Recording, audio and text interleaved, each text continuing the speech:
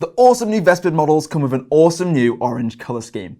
This stingwing strain, known as the firewing strain, is what we see on the box art, known for their exoskeleton colour and their unparalleled ferocity that complements the Viola Scepter well. Hello there and welcome to this painting guide. In this video, I'll be showing you how to paint the Vespid Stingwing Strain Leader in a quick and easy way that still looks awesome. So let's get started and your kill team should be ready for the gaming table in no time. Here's a list of all the paints we'll be using. With that said, these are just our suggestions, so feel free to change them up to fit your colour scheme.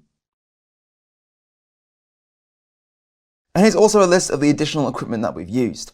Same again, use whatever is comfortable for you. If you're new to painting or want to brush up on your skills, check out our Painting Essentials playlist for more info on how to paint. For the undercoat, I've gone with White Scar Spray. This will set us up nicely for the armour, as well as the exoskeleton, which we'll be using contrast paint for. If you don't have White Scar, another bright spray like Grace here will do the trick. So to kick us off, I'll be using Black Legion to pick out all the claws, stinger, visor and some details on the Neutron Blaster too. Depending on how much you add, you may need to add a second layer of this, but there's no need to mix it with any water. Take it straight from the pot, work your way around the model and be as careful as you can not to make any mistakes. Not to worry if you do though. We're going to fill in all the main base coats like this one before we paint the exoskeleton. We'll be using contrast paint for that later, so doing it this way will give us an opportunity to tidy up any mistakes we make first using White Scar, before we get to painting the orange exoskeleton. With that done, we can move on to another base coat. Now onto Wraithbone to paint the wings and this section under the abdomen. Seeing as we're using a base paint, thin this down with a small amount of water and apply it in a couple thin layers. Make sure to let each layer fully dry before applying another one. And if you do need to apply a third layer, that's absolutely fine too. With all the black areas done and the wings too, it's time to get started on that awesome bright orange exoskeleton. Just quickly before we start, take a moment to check across your model for any mistakes. We're about to use a contrast paint, so it's much easier to tidy up any mishaps now using White Scar. Then, once you're ready, start applying Gryph-hound Orange straight from the pot all over the exoskeleton, avoiding the wings and the underside of the abdomen too. Whilst doing this, apply lots of paint and work in sections. So paint the whole leg, then move on to the arm, etc. This way, we can better control the paint and make sure it dries correctly. If we went a little crazy and painted over the entire model super quickly, we'd struggle to go back and maneuver the paint before it all dried. So just take your time and work your way around the Vespid until you're done.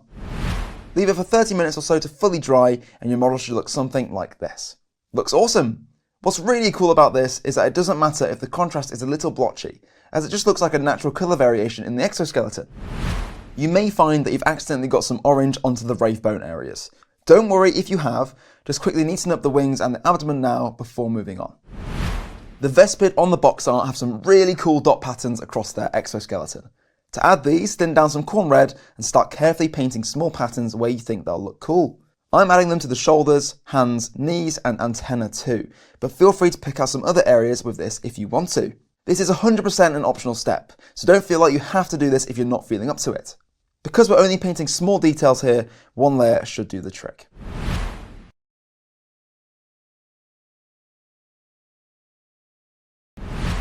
With that done, next we're going to add some further definition to the exoskeleton, with a shade of Fuegan Orange. I'll be avoiding the wings as best I can here, but I will be adding it to the underside of the abdomen just to give it an orange hue. Just like the contrast paint we used earlier, take this straight from the pot and apply it to the Vespid in sections. You can be less careful this time around though, as the paint is much thinner. With that said, take your time and look out for any pooling. Once you're done, leave your model for about 30 minutes or so to fully dry before moving on. And it's really important that the shade is fully dry because next up we're going to add an all over dry brush. If our shade is still wet, we could ruin the model, so just take a second to check your mini first. And then when you're ready, work some Fire Dragon Bright into some paper towel and start gently flicking it back and forth across all the orange areas. If you want to learn more about dry brushing, we've got a great video all about it in our Painting Essentials playlist. You'll notice that not only will this start adding some highlights, but it'll also brighten up our exoskeleton overall. Build this up slowly. It's easy to get carried away and overdo it, so add little by little until you're happy. Great! With that done, the insectile exoskeleton is looking really awesome now. Let's move on to some of the other parts of our stingwing.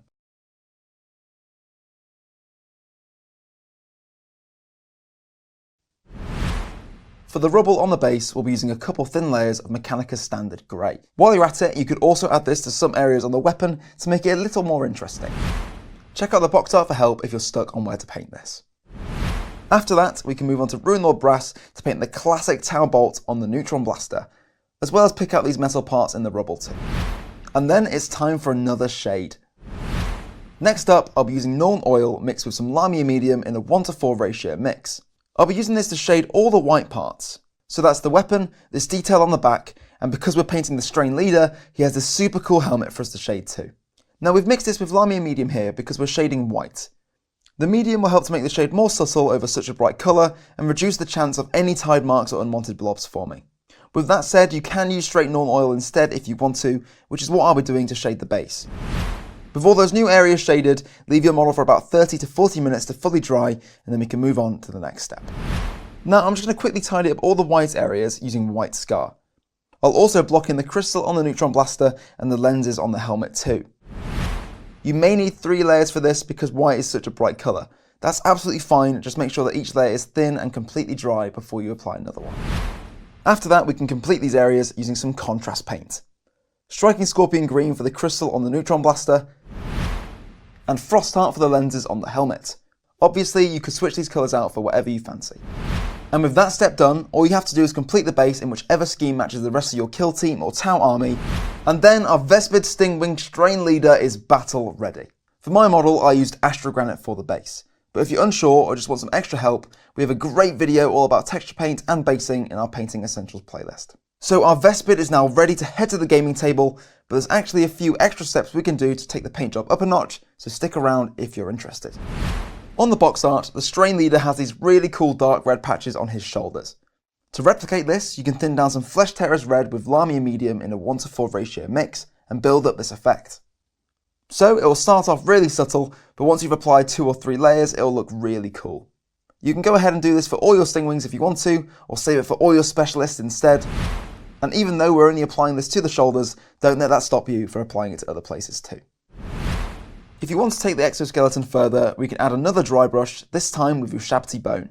Apply this really lightly and focus only on the super sharp edges, like this one on the knee. This will look really cool, especially over the top of the dry brush we added earlier.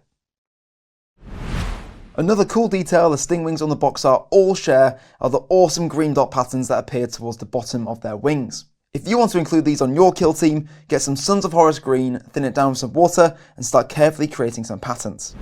This will take some time, but it's important that we be careful here to get a good result. To me, no model is truly complete without some battle damage. So for the last extra step, I'll just use Gorthor Brown and a sponge to add some chipping to the white areas. If this is something you'd like to learn more about, we have a great video all about weathering and chipping that you can check out.